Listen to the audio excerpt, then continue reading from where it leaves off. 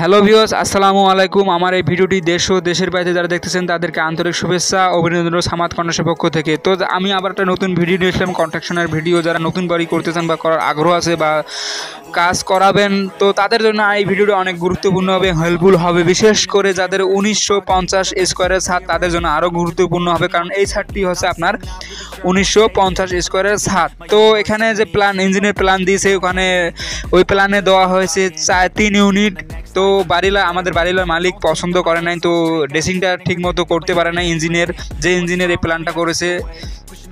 তো আমরা এখানে আমাদের যে বুঝে এবং কন্ট্রাক্টর মিস্ত্রি সহকারে বুঝে এখানে 4 ইউনিট করা হয়েছে। তো 4 ইউনিট করেছে, চলুন আপনাদেরকে আমি দেখিয়ে দেব আমরা 4 ইউনিট করছি, যে কিভাবে আপনারা এই অল্প জায়গার মধ্যে কীভাবে 4 ইউনিট করবেন। তো তার আগে আপনাদেরকে বলি যে 4 ইউনিটে আপনার রুম রয়েছে 8টি রুম, 4টি বাথরুম ও 3টি চিকেন রুম। তো মোট এখানে ইটা লাগবে আপনার 12,000 ইট লাগবে।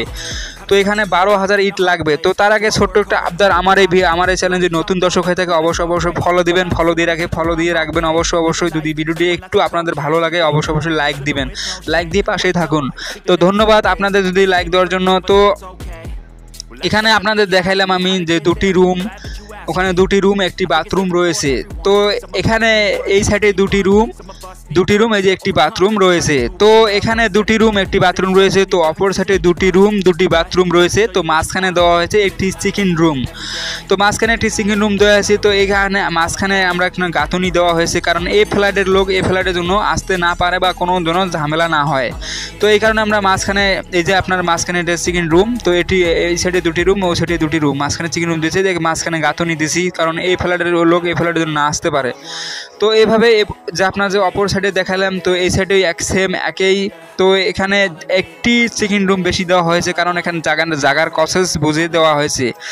তো অবশ্যই যদি ভিডিওটি ভালো লাগে থাকে অবশ্যই লাইক দিবেন। তো এখানে মোট ইটা লেগেছে 12,000 ইটা লেগেছে।